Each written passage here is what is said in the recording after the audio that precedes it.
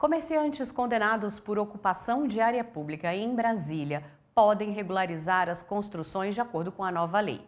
Confira a decisão da primeira turma do Superior Tribunal de Justiça com a repórter Jéssica Castro. Você sabe o que é um puxadinho? Em Brasília, esse termo é muito utilizado para definir construções feitas especialmente por comerciantes de bares e restaurantes em áreas irregulares localizadas ao lado dos estabelecimentos, para aumentar a capacidade de receber clientes.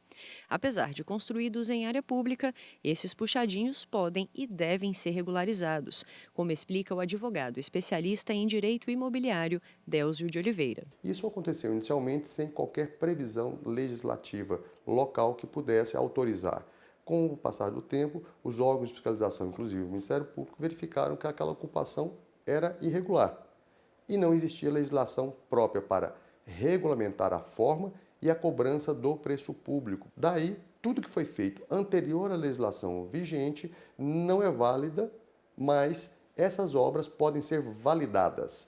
Haja vista que, possivelmente, aqueles puxadinhos que foram feitos dentro dos princípios estabelecidos na lei e no decreto de regulamentação estão sujeitas à regularização.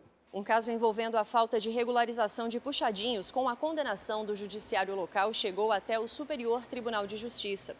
Alguns estabelecimentos comerciais e o Distrito Federal foram condenados em ação civil pública por ocupação irregular de áreas aqui no bairro Asa Norte, em Brasília.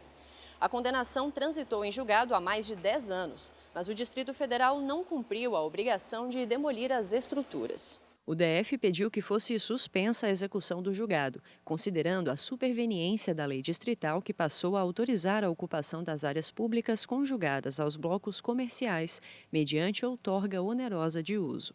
Mas o Tribunal de Justiça do Distrito Federal e Territórios confirmou a sentença de primeiro grau e negou o pedido. Ao analisar o caso na primeira turma do STJ, o ministro relator, Paulo Sérgio Domingues, explicou que a coisa julgada pode ser flexibilizada quando há mudanças significativas nas circunstâncias, como foi o caso da nova lei. Ele afirmou que, diante desta alteração substancial nas regras, a sentença perdeu a eficácia. O colegiado seguiu o entendimento do relator e assim definiu que os condenados podem regularizar as construções.